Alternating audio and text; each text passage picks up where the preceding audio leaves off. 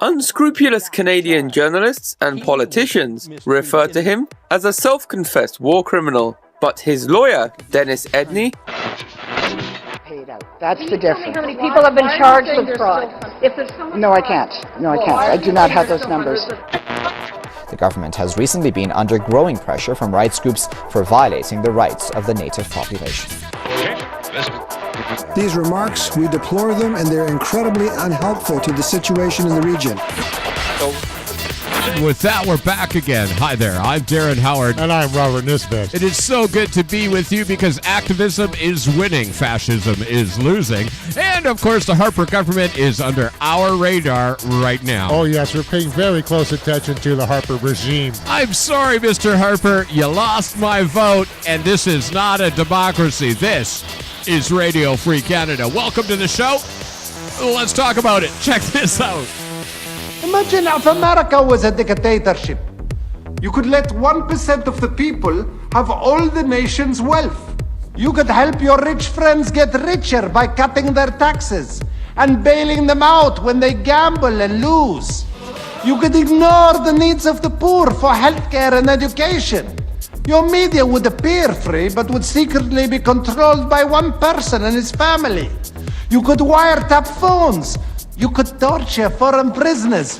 You could have rigged elections. You could lie about why you go to war. You could fill your prisons with one particular racial group and no one would complain.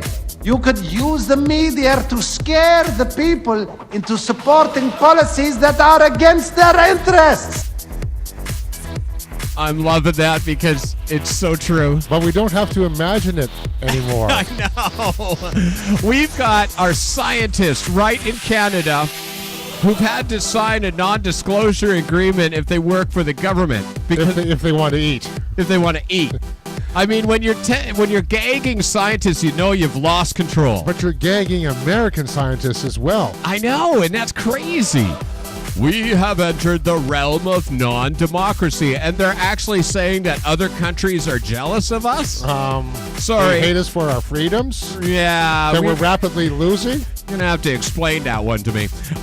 We are here to make sure you get the other side of the news because CHBC AM 1150, Phil, you're not bringing the news, so we're bringing it to you.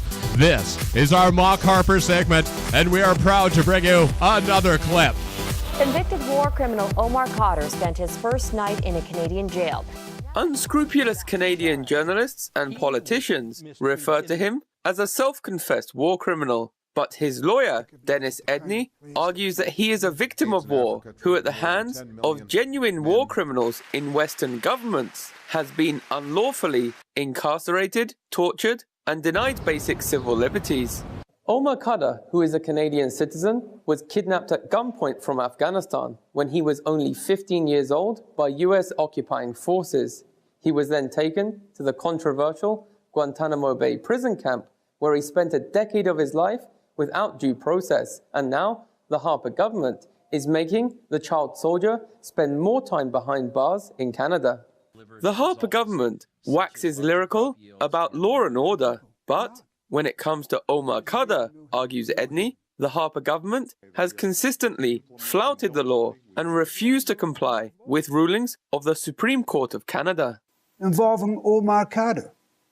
The Canadian Supreme Court, in a major rebuke, ruled the U.S. treatment of Omar Khadr in Guantanamo Bay contravened the International Convention on Torture and the Geneva Conventions, and that Canada was complicit in that torture.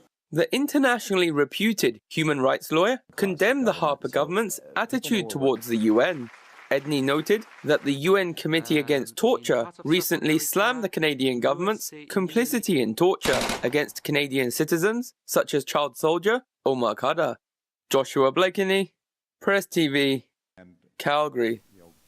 So that one, the things that just won't go away in the Harper world. Yes, we couldn't imagine that Canada would be complicit in torture. You see, that's why conservative values are not Canadian values. And this guy, Harper, hoodwinked all the conservatives in the country. It's a Tea Party thing. Well, don't forget, there's still some controversy about whether or not he actually won the election. He didn't win the election. We know that. He stole it. Okay. We have 200 ridings that said robocall, and those are the only ones that they're reported. There's no democracy. It's funny how that's disappeared off the radar of the mainstream press as well. Of course, because we have another election coming up in BC. Yeah, we don't want to be talking about election fraud when there's an election coming up. I know, because, of course, that might shatter your illusion that there's actually a democracy. There is not. Until you vote on bank policy, you will not have a democracy in this country. Absolutely not. Okay, and we are looking at the Harperites, and their myopic agenda is blowing me away. Okay, but they're proving to us democracy is a joke. Well, they're trying to save money, but they could just tax the banks. Well... Again, they could. Again, that makes too much sense, doesn't it? Okay. Anybody who's been unemployed, this one is for you.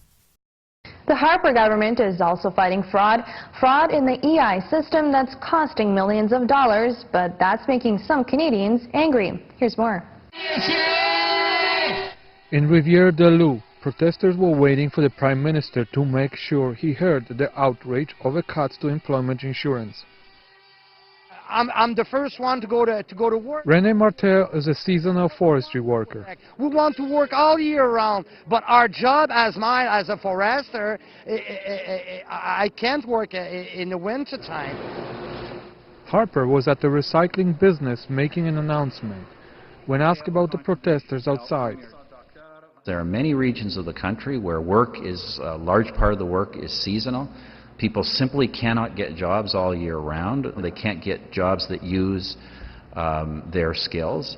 For people like that who have paid into the employment insurance system, we will make sure employment insurance is there for them.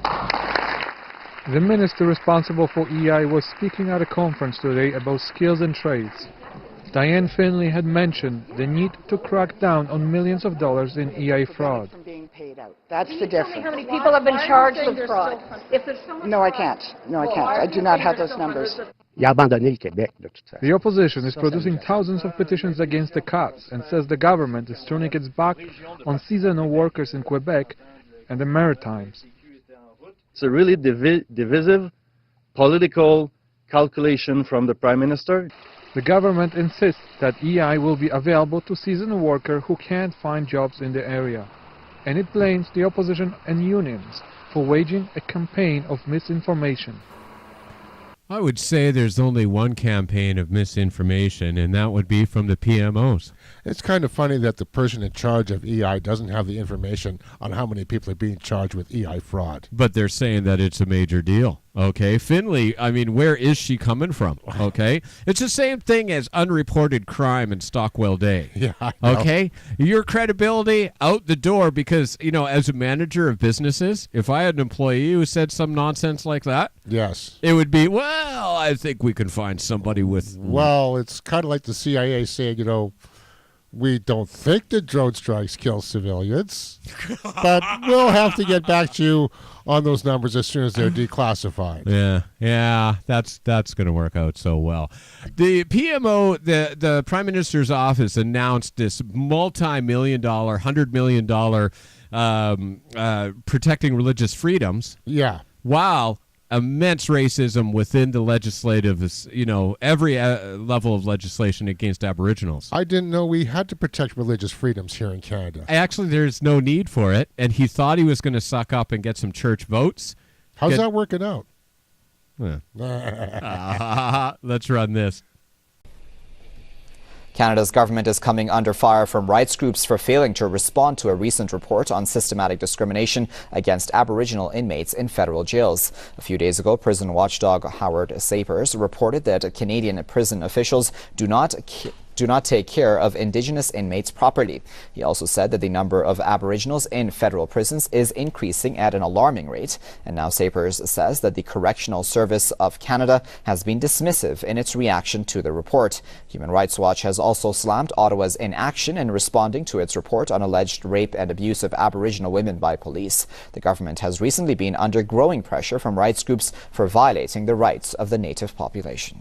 Well, to discuss that a bit further, we're now joined by Joshua Blakeney, Press TV's correspondent, who's joining us now via Skype from Calgary. Now, Joshua, exactly how did the government respond to this? Well, Howard Sapers, who's the correctional investigator of Canada, used the phrase dismissive. Now, this is an individual who's charged to operate a watchdog to oversee the correctional services in Canada, the prison system, and the Harper government doesn't seem to be interested. Now, this is the same government which is incessantly telling Canadians that we don't need the United Nations, we don't need supranational human rights organizations scrutinizing Canada's internal affairs, because in their view, Canada is a democracy with the necessary checks and balances, and therefore Canada can take care of cleaning up its own backyard. But we see in practice, this is a domestic Canadian entity created by the government of Canada to scrutinize the prison system, that when we have a domestic watchdog issuing an urgent Downing report, he didn't have to issue this report. This is an urgent report, Sapers is stressing, that the Canadian government is not doing anything to respond. All right, Joshua, thanks a lot for those. Joshua Blakeney, Press TV's correspondent, speaking to us live from Calgary.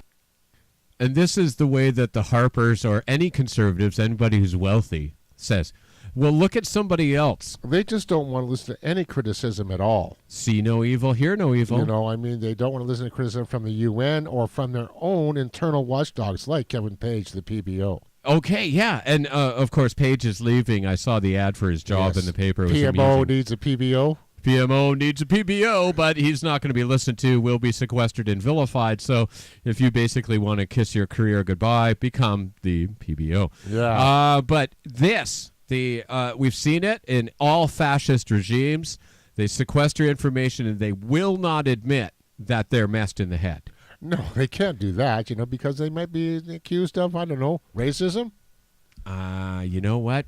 I would have to say racism is their defining value. Or is it classism? Well, that's a good question. I don't know. Get on our Facebook site and discuss it, because we're there for you, and you can get a hold of us at Radio Free Canada. I'm Darren Howard. And follow me on YouTube. And sorry about that. And I'm Robert Nisbet. Yeah, you can follow him on Facebook. And, of course, we're trying to get Robert on the CIA watch list, too. Let's run this while we mock CSIS for recording what we're saying and giving it to the PMO's office. Canadian Foreign Minister John Baird has slammed Turkish Prime Minister Recep Tayyip Erdogan for statements equating Zionism with a crime against humanity. Within 5 days. In comments to the Jerusalem Post newspaper, Baird said, "These remarks, we deplore them, and they're incredibly unhelpful to the situation in the region. How many Islamic states are there? There's only one Jewish state." The Canadian diplomat's remarks came in response to Wednesday comments by Erdogan, who said that just as with Zionism, anti-Semitism, and fascism, it has become necessary to view Islamophobia as a crime against humanity. The Turkish Prime Minister touched off a firestorm of criticism among Israel's allies, with the U.S. calling Erdogan's Wednesday remarks offensive. 2 days after the scandal began, the United Nations issued a statement stating, "The Secretary General believes it is unfortunate that such hurtful and divisive comments were uttered." UN Secretary Ban Ki-moon was on the stage when Erdogan made the remarks, but said nothing at the time. Erdogan's ruling party has its roots in Turkey's Islamic movement. He has frequently criticized Israeli actions against Palestinians, but rarely speaks out against Zionism. In November, he accused Israel of state terrorism and of making an attempt at ethnic cleansing in the West Bank. Baird and Canada have been deeply engaged in the Middle East with a $300 million aid package to the Palestinian National Authority. Baird has said the Palestinians would stand to lose most of that aid should Fatah join with Hamas in a national unity movement, as is currently being discussed. Baird has said Canada isn't going to be partnering with and funding an international terrorism group.